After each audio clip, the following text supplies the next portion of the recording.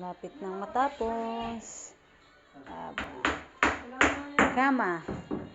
Kama na sariling gawa.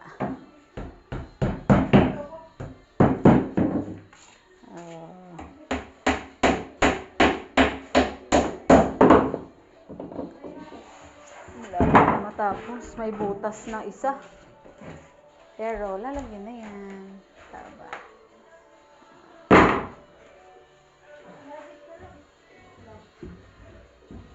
Oh, diba? Kompleto na, buo na. Ano lang yan? Anong nga tawag dyan, Pato? Mga scrap. Mga scrap lang yan na pinagdugtong-dugtong para mabuong kama. Pati pa ako, scrap din, oh. Ano pa to? Puro scrap, pero nakagawa kami kama. May butas pa yan. Scrap na lang, ha. Ito, ibang klase. Ano nga tawag sa plywood na pa? Pinolik ang dito sa, tingnan nyo.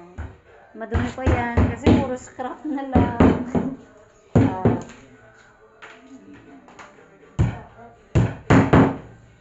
Yan, dito dugtungan na lang kaya wala na talaga.